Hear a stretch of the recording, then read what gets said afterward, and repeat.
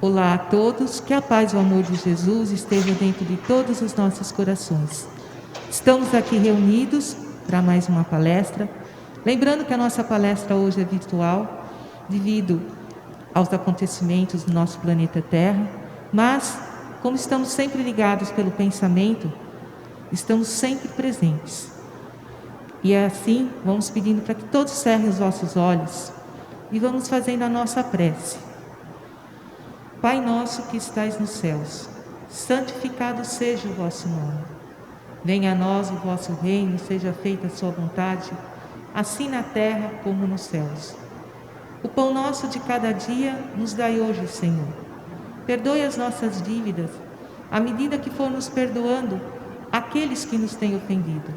E não nos deixeis cair nas tentações, mas livrai-nos, Senhor, de todo e qualquer mal. Que assim seja, graças a Deus. Toda vez que vamos fazer a nossa palestra, a gente diz o capítulo, os itens e de onde nós atiramos, né? Então a gente está no Evangelho segundo o Espiritismo, capítulo 21. Haverá falsos cristos e falsos profetas. Item 9. Caracteres do verdadeiro profeta. Quando a gente ouve falar em profeta, nós perguntamos, mas quem são esses profetas? E se vamos lá pesquisar, o dicionário diz, né, aquele que prediz o futuro, que adivinha as coisas. Mas Jesus disse assim: desconfiai dos falsos profetas. Por que desconfiai dos falsos profetas? É uma recomendação útil, principalmente nos tempos que estamos hoje, né? Onde a humanidade está em constante transformação. A todos os instantes, tudo muda. E essa transformação vai aparecer muitos seres, né, muitas pessoas ambiciosas, que tomam essa imagem de profeta para poder dizer algo que possa esclarecer, que possa chamar a atenção para eles. Mas nós temos que tomar cuidado. Quando Jesus disse, né, desconfiais dos falsos profetas, é contra essas pessoas que devemos estar atentos. E aí muitos vão dizer assim: como eu vou descobrir isso? Como eu vou saber que aquela pessoa não está dizendo tudo o que é necessário? E ele dá um exemplo lá no Evangelho.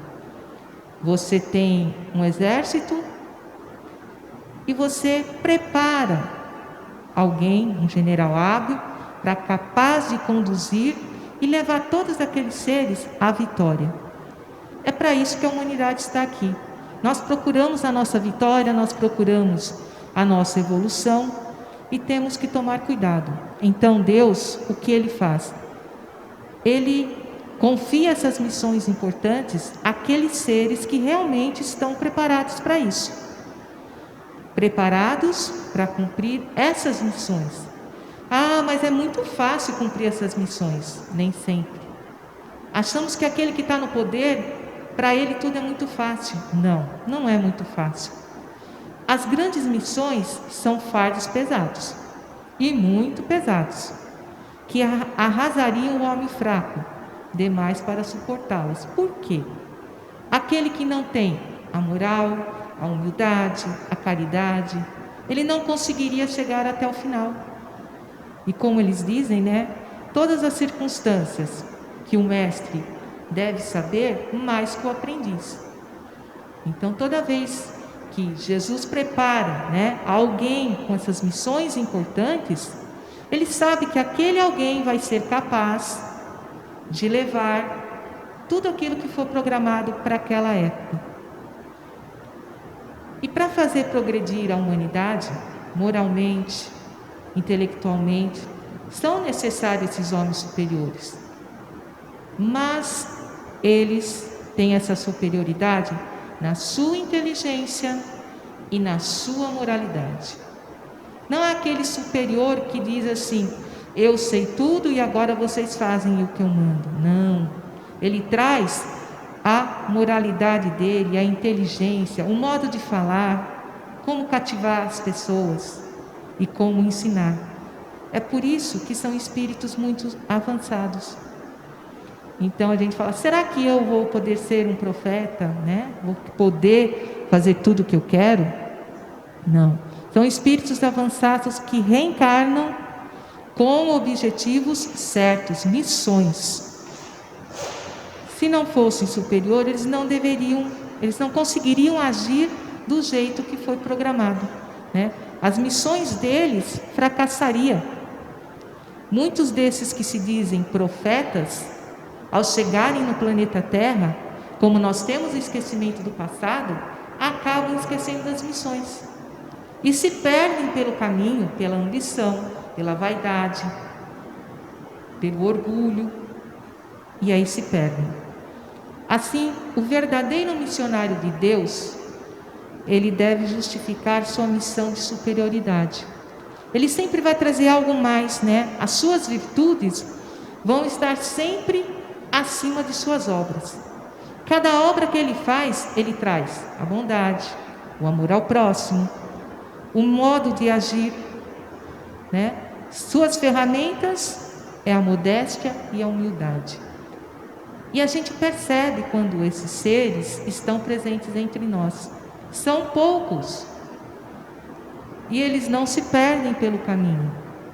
Por mais que eles vejam facilidades que vai se aproximar deles, eles continuam naquele caminho reto, onde a humildade, onde o amor ao próximo se faz presente o tempo inteiro. E esses verdadeiros missionários de Deus, muitas vezes eles ignoram-se a si mesmos. Eles esquecem deles. Muitas vezes eles perguntam, e a sua família? Minha família está bem. Eles também têm a família que entende a missão deles. Aprendem a entender. Cumprem o que foi destinado. Eles têm a noção certa do que devem fazer e por onde fazer. E através de sua personalidade, eles são inspirados e dirigidos inconscientemente. Não pensem que quando esses grandes vultos da nossa história, quando eles fazem alguma coisa, é tudo dele. Não, nós damos a nossa parte. Trazemos a nossa bondade, a nossa humildade, mas sempre somos intuídos. Como também somos intuídos pelo mal. Vai depender de qual virtude sua você está pondo em prática. Então é muito importante isso. Eles cumprem aquilo que foi destinado para eles, são inspirados e vão até o final. Esses verdadeiros profetas, eles se revelam pelos seus atos, pelas pequenas ações que eles fazem, e que dessas pequenas ações se transformam e transformam a humanidade, e transformam o lugar que ele está, o pedacinho da comunidade dele, e aquilo cresce, né? Eles são humildes e modestos. Você olha para aquela pessoa, você diz assim, ele? Como assim? Sim, ele. Enquanto os falsos profetas se apresentam como eu sou o enviado de Deus. Ele mesmo faz a propaganda dele. Mas o verdadeiro profeta, lá, aquele que traz os ensinamentos de Jesus verdadeiramente, ele nem é notado. Ele nem é notado. Temos tantos exemplos aqui, né? Chico Xavier, Madre Teresa de Calcutá. Se olhássemos para eles, dizíamos assim, mas ele, ela, uma pessoa tão simples, o que ela vai mudar? Sim, eles mudaram tudo o que eles fizeram pela humanidade através do amor, através da bondade deles. Isso que eles mudaram. E esses falsos profetas se apresentam, né? Sou o enviado de Deus. São orgulhosos, cheios de si, e como todo mentiroso, sempre tem o medo de que não acreditem neles. E o que eles fazem com esse medo? Eles maltratam aqueles que estão à sua volta. Eles passam o medo, porque para eu ser atendido, você deverá eu tenho que fazer você sentir alguma coisa. Você vai sentir. Então, é o meu medo de não ser acreditado. E aí pergunto assim, né? Qual o maior perigo? Por que que eles são perigosos? Qual é o maior perigo? O maior perigo é encontrar pessoas que acreditam em tais pessoas. Aquele que está fragilizado, que está triste, que precisa de algo mais, que o levante, o faça caminhar, muitas vezes eles são fáceis de ser enganados. E aí sim, esse é o cuidado que devemos ter, porque de um temos milhões. Mas olhemos para essas pessoas e veremos que eles faltam a humildade e a caridade. Eles não suportam por muito tempo essa imagem que eles fazem dele. Então, eles vão se perdendo por esse caminho, né? E devemos prestar atenção naqueles que exploram a credulidade. Acham cômodo viver às custas daqueles que os escutam. Então, eu subo num lugar mais alto e falo. Só que as minhas palavras, elas não acalentam corações, elas colocam medo. E é diferente, né? Você cuidar e ele sentir respeito por você ou medo.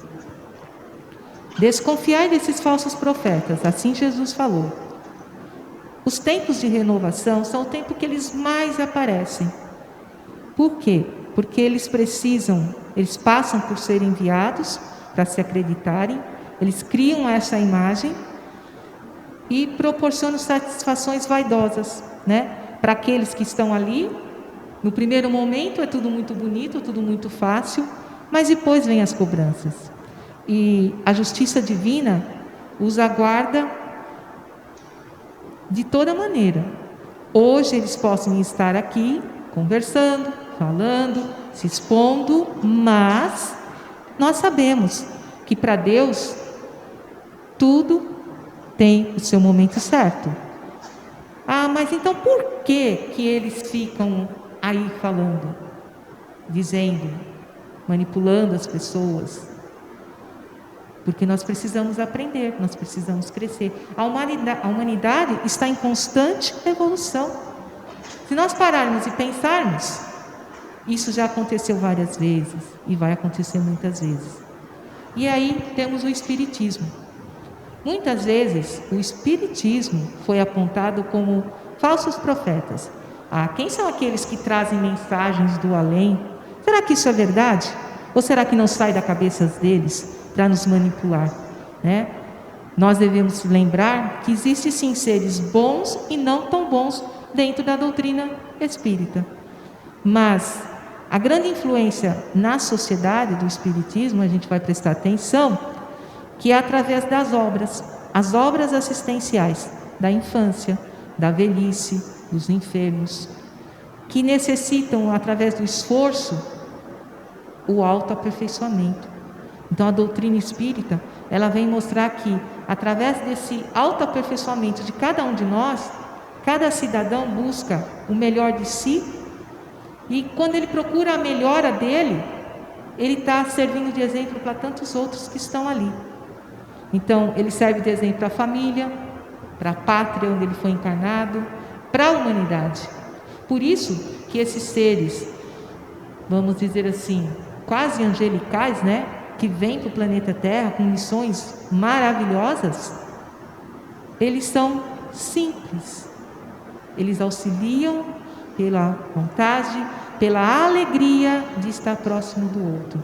E a doutrina espírita consegue, né, através das mensagens, através dos mentores, trazer essa paz. E como o apóstolo Paulo disse, né, examinais tudo e retém o bem. Podemos ouvir tudo, podemos participar de tudo, assim que a doutrina diz, né? Você pode participar de tudo, ele não te proíbe nada. Só que devemos lembrar aqui que devemos examinar tudo e reter o bem. O que é bom, nós ficamos, o que não é, nós não ficamos. Então não vai haver, ninguém vai dizer para você assim, para você participar lá da casa espírita, você vai ter que deixar de fazer um monte de coisa. Não, você é livre para fazer o que você quiser. Lembrar que nós temos o nosso livre-arbítrio, a nossa inteligência, e sabemos o que é bom o que é ruim para nós naquele momento. A sábia sentença, menciona que tudo se deve ser geralmente anotado. Por quê? Prestar atenção em tudo, participar, se dedicar. E devemos ter os cuidados com as palavras, como nós dissemos. As palavras nos envolvem, as palavras nos alegram e nos entristecem. Ditas e escutadas principalmente nos dias de hoje. Quantas coisas nós ouvimos e questionamos? Será que é verdade? Será que é mentira? Quando você ficar na dúvida, pesquise. A doutrina espírita, quando foi codificada, não foi feita com um único médium, não foi feita num único lugar. Ela foi feita com vários médiuns, em vários lugares, e ali recebia informações que médium não conhecia um nem o outro, e as informações eram as mesmas. Então, as palavras são muito importantes. A ciência hoje nos pede a atenção no nosso dia a dia, na nossa existência. Existem estudos científicos, então vamos lá ver o que é importante, o porquê de certas coisas. E aí nós vamos dizer assim: nossa, mas hoje o planeta Terra está sendo destruído. Não, ele não está sendo destruído. Ele está se regenerando, ele está se reformulando. Se olharmos para trás aí, 1, 2 anos, quantas coisas mudou em cada ser. Ah, mas hoje eu estou triste, eu não tenho meus amigos, eu não tenho muita gente da minha família. Mas você olha hoje com outros olhos. Você aprendeu que elevando o pensamento, seja para Deus, seja para aquilo que você acredite, e dizendo assim: eu estou aqui, eu ganho forças para voltar na minha caminhada. Então, devemos pensar quem são os verdadeiros profetas e quem são os falsos profetas. Nós os reconheceremos pela sua humildade, pela sua bondade, pelo esquecimento de si próprio. Lembrando que tudo em nossa vida, em tudo e por tudo, é renovação moral. Então nada do que está acontecendo hoje é castigo, não existe, não, é renovação. Nós estamos evoluindo, mas tantos entes queridos partindo, tantas pessoas partindo, sim, são necessárias, mas devemos aprender com cada situação. É necessário que assim aconteça, para que eu lembre de orar, para que eu lembre do meu irmão, para que eu lembre daquele mais necessitado. E quando a gente não pode fazer a caridade material, se puder, ótimo, vamos ajudar. Mas quando eu não posso, eleve o seu pensamento, faça uma prece, agradeça por tudo que você tem. Seja também um verdadeiro profeta, que é aquele que transmite o amor, que transmite a paz, a alegria. Então vai para a gente pensar nessa semana. Que tipo de pessoa eu estou sendo nessa época? Só aquela que reclama, que fica triste, que pergunta onde está Deus? Ou aquela que diz assim: Deus faz tudo certo, Deus nos faz evoluir, e sigamos o caminho de Deus, como você quiser chamar, mas faça uma reflexão. O que você pode fazer nesses momentos de renovação moral que o nosso planeta está passando? Estamos tendo a oportunidade de ver esse planeta crescer. Então, era o que nós tínhamos hoje para a palestra. E agora, como nós falamos aqui, fazer a caridade, eu vou convidar todos a praticar um pouquinho da caridade. Ah, mas eu vou praticar um pouquinho da caridade? Sim, a gente pode fazer isso aqui na Casa Branca, na igreja, no templo, lá na nossa casinha, quando nós estivermos sossegados, calmos ou tristes. Faça uma prece. E agora nós vamos fazer isso, nós vamos fazer as vibrações.